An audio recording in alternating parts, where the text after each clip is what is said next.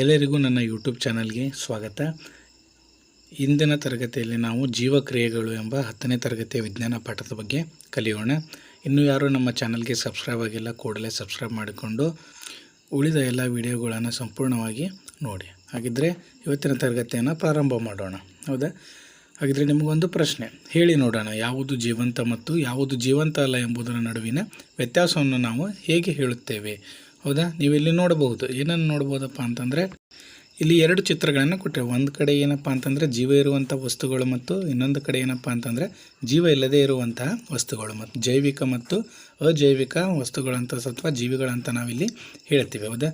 ಆನೆ ಆಗಲಿ, ಮನುಷ್ಯ ಆಗಲಿ, ಪ್ರಾಣಿ ಆಗಲಿ, ಸಸ್ಯಗಳಾಗಲಿ, ಇವೆಲ್ಲ ಏನಪ್ಪ ಅಂತಂದರೆ ಜೀವ ಇರುವಂತಹ ವಸ್ತುಗಳು. ಅದೇ ರೀತಿಯಾಗಿ ಏನಪ್ಪ ಅಂತಂದರೆ ಇಲ್ಲಿ ಟೇಬಲ್ಲು, ಕಾರ್ ಆಗಲಿ, ಹೌದಾ, ಬ್ರಷ್ ಆಗಲಿ, ಒಂದು ಆಟಿಕೆಯ ಸಾಮಾನಾಗಲಿ, ಇವೆಲ್ಲ ಏನಪ್ಪ ಅಂತಂದರೆ ನಿರ್ಜೀವ ವಸ್ತುಗಳು. ಇದರಿಂದ ನಮಗೆ ಏನು ತಿಳಿದು ಬರುತ್ತೆ ಅಂತಂದರೆ ಜೈವಿಕ ಮತ್ತು ಅಜೈವಿಕ ವಸ್ತುಗಳನ್ನು ನಾವು ಸುಲಭವಾಗಿ ವಿಂಗಡೆಯನ್ನು ಮಾಡ್ಬೋದು. ಅದೇ ರೀತಿಯಾಗಿ ಜೀವಕ್ರಿಯೆಗಳು ಯಾವ ರೀತಿಯಾಗಿ ಕೈಗೊಳ್ಳುತ್ತಪ್ಪ ಅಂತಂದರೆ, ಜೀವಕ್ರಿಯೆಗಳಂತಂದರೆ ಏನಪ್ಪ ಅಂದರೆ ಬೆಳವಣಿಗೆ, ಚಲನೆ, ಉಸಿರಾಟ, ವಿಸರ್ಜನೆ ಮತ್ತು ರಕ್ತ ಪರಿಚಲನೆ. ಇವೆಲ್ಲ ಏನಪ್ಪ ಅಂತಂದರೆ ಒಂದು ಜೀವ ಇರುವಂತಹ ಒಂದು ಜೀವಿಯಲ್ಲಿ ಎಲ್ಲ ಒಂದು ಕ್ರಿಯೆಗಳನ್ನು ನಾವು ನೋಡ್ತೀವಿ. ಯಾವುವು? ಬೆಳವಣಿಗೆಯನ್ನು ನೋಡ್ತೀವಿ, ಚಲನೆಯನ್ನು ನೋಡ್ತೀವಿ, ಉಸಿರಾಟವನ್ನು ನೋಡ್ತೀವಿ, ವಿಸರ್ಜನೆಯನ್ನು ನೋಡ್ತೀವಿ ಮತ್ತು ರಕ್ತ ಪರಿಚಲನೆಯನ್ನು, ಇವೆಲ್ಲ ಕ್ರಿಯೆಗಳನ್ನು ನಾವೇನು ಮಾಡ್ತೀವಿ ಮಾನವನಲ್ಲಿ ನೋಡ್ತೀವಿ. ಹೌದಾ?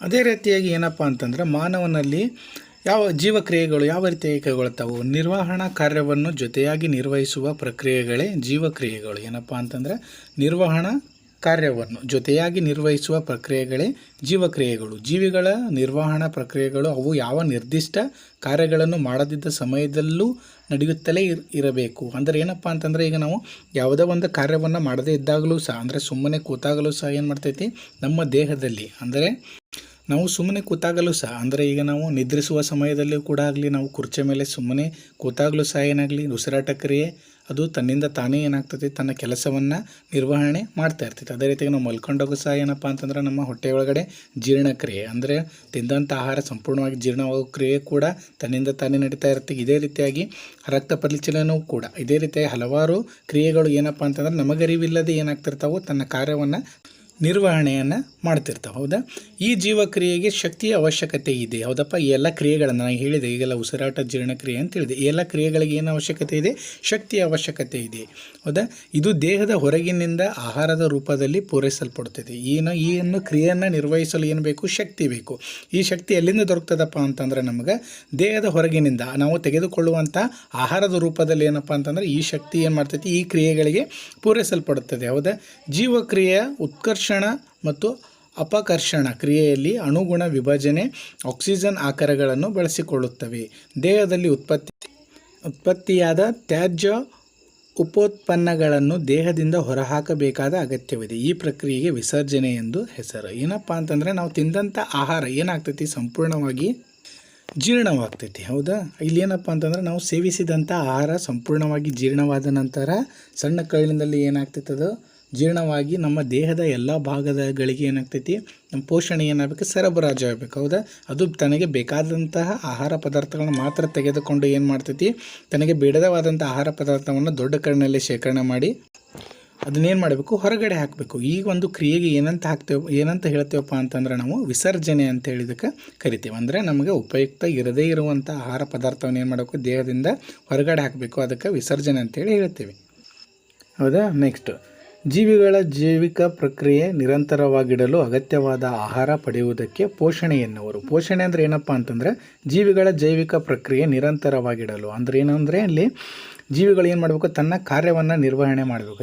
ಯಾವ ರೀತಿಯ ಕಾರ್ಯವನ್ನು ನಿರ್ವಹಣೆ ಮಾಡ್ತಾವಪ್ಪ ಅಂತಂದರೆ ಈಗ ನಾವು ಊಟ ಮಾಡಿದರೆ ಸಹ ಏನು ಮಾಡೋದು ನಮ್ಮಲ್ಲಿ ಏನೋ ಒಂದು ಶಕ್ತಿ ದೊರಕುತ್ತದೆ. ಈ ಶಕ್ತಿ ಯಾವುದಕ್ಕೆ ಬರುತ್ತಪ್ಪ ಅಂತಂದರೆ ವಿವಿಧ ರೀತಿಯಾದಂಥ ಕ್ರಿಯೆಗಳನ್ನು ಮಾಡಲು. ಹೌದಾ? ಅದು ಯಾವುದರಿಂದ ದೊರಕುತ್ತದಪ್ಪ ಅಂದರೆ ಆಹಾರದ ಮುಖಾಂತರ. ಅದಕ್ಕೆ ಏನಂತ ಕರಿತೀವಿ ನಾವು? ಪೋಷಣೆ ಅಂತೇಳಿ ಕರಿತೀವಿ. ಅದಕ್ಕೆ ಏನಂತ ಹೇಳ್ತಾರೆ ಅವರಲ್ಲಿ? ಜೀವಿಗಳ ಜೈವಿಕ ಪ್ರಕ್ರಿಯೆ ನಿರಂತರವಾಗಿಡಲು ಅಗತ್ಯವಾದ ಆಹಾರ ಪಡೆಯುವುದಕ್ಕೆ ಏನಂತ ಕರಿತಾರೆ ಅವರು? ಪೋಷಣೆ ಅಂತೇಳಿ ಕರೀತಾರೆ. ಹೌದಾ? ಕೆಲವು ಜೀವಿಗಳು ನಿರವಯ ಮೂಲಗಳಿಂದ ಸರಳವಾದ ಆಹಾರ ವಸ್ತುಗಳನ್ನು ಕಾರ್ಬನ್ ಡೈಆಕ್ಸೈಡ್ ಮತ್ತು ನೀರಿನ ರೂಪದಲ್ಲಿ ಬಳಸಿಕೊಳ್ಳುತ್ತವೆ. ಇಲ್ಲಿ ಏನಪ್ಪ ಅಂತಂದರೆ ಸಸ್ಯಗಳು ಯಾವ ರೀತಿಯಾಗಿ ಪೋಷಣೆಯನ್ನು ಪಡ್ಕೋತಪ್ಪ ಅಂತಂದ್ರೆ ಇಲ್ಲಿ ನೋಡಿರಿ, ಕಾರ್ಬನ್ ಡೈಆಕ್ಸೈಡ್ ಮತ್ತು ನೀರಿನ ರೂಪದಲ್ಲಿ. ಏನಂತಂದ್ರೆ ಈಗ ಸಸ್ಯಗಳು ಯಾವ ರೀತಿಯಾಗಿ ಉಸಿರಾಡ್ತಾವೆ ಅನ್ನೋದು ನಿಮಗೆ ಗೊತ್ತೈತಿ. ಹೌದಾ? ಏನೇನು ತೆಗೆದುಕೊಳ್ತಾವು? ಕಾರ್ಬನ್ ಡೈಆಕ್ಸೈಡನ್ನು ತೆಗೆದುಕೊಂಡು ಆಕ್ಸಿಜನನ್ನು ಏನು ಮಾಡ್ತಾವೆ? ಬಿಡುಗಡೆ ಮಾಡ್ತಾವೆ. ಈ ಪ್ರಕ್ರಿಯೆಯಲ್ಲಿ ಏನು ಮಾಡ್ತಾವು? ತನ್ನ ಆಹಾರ ತಯಾರಿಕೆಯಲ್ಲಿ ಏನು ಮಾಡ್ತಾವೆ, ಇದನ್ನು ಬಳಕೆ ಮಾಡ್ಕೋತಾವೆ ಮತ್ತು ನೀರನ್ನು ಸಹ ಏನು ಮಾಡ್ಕೋತಾವೆ, ಇಲ್ಲವು ಬಳಕೆ ಮಾಡ್ಕೋತಾವೆ ಮತ್ತು ಕಾರ್ಬನ್ ಡೈಆಕ್ಸೈಡನ್ನ ಬಳಕೆ ಮಾಡಿಕೊಂಡು ತನ್ನ ಆಹಾರವನ್ನು ತಯಾರಿಕೆಯಲ್ಲಿ ಅಂದರೆ ತಾವು ಸಹ ಪೋಷಣೆಯನ್ನು ಪಡೆದುಕೊಂಡು ಏನು ಮಾಡಬೇಕು, ಅವು ಬೆಳವಣಿಗೆಯನ್ನು ಹೊಂದಬೇಕು. ಈ ಪ್ರಕ್ರಿಯೆಯಲ್ಲಿ ಏನು ಮಾಡ್ತಾವೆ, ಅದನ್ನು ಬಳಸಿಕೊಳ್ತಾವೆ. ಅದಕ್ಕೆ ಉದಾಹರಣೆ ಕೊಟ್ಟಿದ್ದಾರೆ ನೋಡ್ರಿ, ಏನನ್ನು ಕೊಟ್ಟಿದ್ದಾರೆ, ಹಸಿರು ಸಸ್ಯಗಳು ಮತ್ತು ಕೆಲವು ಬ್ಯಾಕ್ಟೀರಿಯಾಗಳು ಇವುಗಳನ್ನು ಏನು ಮಾಡ್ತಾವೆ, ಬಳಕೆ ಮಾಡಿಕೊಂಡು ತಮಗೆ ಅಗತ್ಯವಾದಂತಹ ಪೋಷಣೆಯನ್ನು ಪಡೆದುಕೊಂಡು ತನ್ನ ಬೆಳವಣಿಗೆಯನ್ನು ಏನು ಮಾಡ್ತಾವೆ, ಮುಂದುವರಿಸ್ತಾವೆ. ಅರ್ಥ ಐತೆ? ಈಗ ಅದೇ ರೀತಿಯಾಗಿ ನಾವು ಪೋಷಣೆಯಲ್ಲಿ ಎರಡು ರೀತಿಯಾದಂಥ ವಿಧಗಳನ್ನು ನೋಡ್ತೀವಿ. ಒಂದು ಪರಪೋಷಕಗಳು ಮತ್ತು ಸ್ವಪೋಷಕಗಳು ಅಂತೇಳಿ ಇಲ್ಲಿ ನೋಡ್ತೀವಿ. ಹೌದಾ? ಪರಪೋಷಕ ಜೀವಿಗಳು ಅಂತಂದ್ರೆ ಏನಪ್ಪ ಅಂತಂದರೆ, ಪರಪೋಷಕ ಜೀವಿಗಳು ಸಂಕೀರ್ಣ ವಸ್ತುಗಳನ್ನು ಬಳಸಿಕೊಳ್ಳುತ್ತವೆ. ಇವುಗಳನ್ನು ಬಳಸಿಕೊಳ್ಳುವ ಮುನ್ನ ಸರಳ ವಸ್ತುಗಳನ್ನಾಗಿ ವಿಭಜಿಸಲು ಕಿಣ್ವಗಳೆಂಬ ಜೈವಿಕ ವೇಗವರ್ಧಕಗಳನ್ನು ಬಳಸಿಕೊಳ್ತೀವಿ. ಇಲ್ಲಿ ಏನಪ್ಪ ಅಂತಂದ್ರೆ ಪರಪೋಷಕಗಳಂದ್ರೆ ಏನಪ್ಪ ಅಂತಂದ್ರೆ, ಯಾವುದೇ ಒಂದು ಜೀವಿ ಏನಾಗಿರ್ತೈತೆ ಅಂದರೆ ಬೇರೆ ಒಂದು ಸಸ್ಯ ಅಥವಾ ಪ್ರಾಣಿಗಳ ಮೇಲೆ ಏನಾಗಿರ್ತೈತಿ ಅವಲಂಬನೆ, ಆಹಾರಕ್ಕಾಗಿ ಅಥವಾ ಪೋಷಣೆಯನ್ನು ಪಡೆದುಕೊಳ್ಳಲು ಬೇರೆ ಒಂದು ಪ್ರಾಣಿ ಅಥವಾ ಸಸ್ಯದ ಮೇಲೆ ಏನಾಗಿರ್ತೈತಿ ಅವಲಂಬನೆ ಆಗಿರ್ತೈತಿ. ಅದಕ್ಕೆ ನಾವು ಇದಕ್ಕೆ ಏನಂತ ಕರಿತೀವಪ್ಪ ಅಂತಂದರೆ ಪರಪೋಷಕ ಜೀವಿಗಳು ಅಂಥೇಳಿ ಕರಿತೀವಿ. ಹೌದಾ? ಹೀಗೆ ಪರಪೋಷಕಗಳ ಬದುಕು ನೇರವಾಗಿ ಅಥವಾ ಪರೋಕ್ಷವಾಗಿ ಸ್ವಪೋಷಕಗಳ ಮೇಲೆ ಅವಲಂಬಿತವಾಗಿರಿಸುತ್ತದೆ. ಅಂದ್ರೆ ಏನಪ್ಪ ಅಂತಂದರೆ ಇಲ್ಲಿ ಎದ್ರ ಮೇಲೆ ಅವಲಂಬಿಸಿರ್ತಪ್ಪ ಅಂತಂದ್ರೆ ಪರಪೋಷಕಗಳು, ನಾ ಈಗಾದರೂ ಹೇಳಿದೆ ಸ್ವಪೋಷಕಗಳಂದ್ರೇನು, ತಮ್ಮ ಆಹಾರವನ್ನು ತಾವೇ ತಯಾರಿಸಿಕೊಳ್ಳುವಂತಹ ಒಂದು ಸಸ್ಯಗಳಿಗೆ ಏನಂತ ಕರಿತೀವಪ್ಪ ಅಂತಂದ್ರೆ ನಾವು ಸ್ವಪೋಷಕಗಳು ಅಂತೇಳಿ ಕರಿತೀವಿ. ಇಲ್ಲಿ ಪರಪೋಷಕಗಳಂತ ಬಗ್ಗೆ ನಾವು ಇಲ್ಲಿ ಅಧ್ಯಯನ ಮಾಡ್ತಿದ್ದೀವಿ. ಅದಕ್ಕಿಲ್ಲೇ ಉದಾಹರಣೆಗೆ ಏನು ಕೊಟ್ಟಿದ್ದಾರಪ್ಪ ಅಂತಂದರೆ ಪ್ರಾಣಿಗಳು ಮತ್ತು ಶಿಲೀಂಧ್ರಗಳು. ಏನಪ್ಪ ಅಂತಂದರೆ ಬೇರೆ ಒಂದು ಸಸ್ಯದ ಮೇಲೆ ಅಥವಾ ಪ್ರಾಣಿಗಳ ಮೇಲೆ ಏನು ಮಾಡ್ತಾವೆ, ಬೆಳವಣಿಗೆಯನ್ನು ಹೊಂದಿ ಏನು ಮಾಡ್ತಾವೆ, ತಮ್ಮ ಪೋಷಣೆಯನ್ನು ಪಡೆದುಕೊಳ್ತಾವೆ. ಅರ್ಥ ಆಯ್ತಾ? ಅದೇ ರೀತಿಯಾಗಿ ಇಲ್ಲಿ ಸ್ವಪೋಷಣೆ ಅಂದರೆ ಏನಪ್ಪ ಅಂತಂದರೆ ತಮ್ಮ ಆಹಾರವನ್ನು ತಾವೇ ತಯಾರಿಸಿಕೊಳ್ಳುವ ಜೀವಿಗಳಿಗೆ ಏನಂತ ಕರಿತೇವೆ, ನಾವಿಲ್ಲಿ ಸ್ವಪೋಷಕ ಜೀವಿಗಳು ಅಂತೇಳಿ ಕರಿತೀವಿ. ಇದನ್ನು ನೆನಪಿಟ್ಕೋಬೇಕು ನಾವು. ಪೋಷಣೆಯಲ್ಲಿ ಎರಡು ವಿಧಗಳು, ಯಾವುದು ಒಂದು ಪರಪೋಷಕ ಮತ್ತು ಇನ್ನೊಂದು ಸ್ವಪೋಷಕ.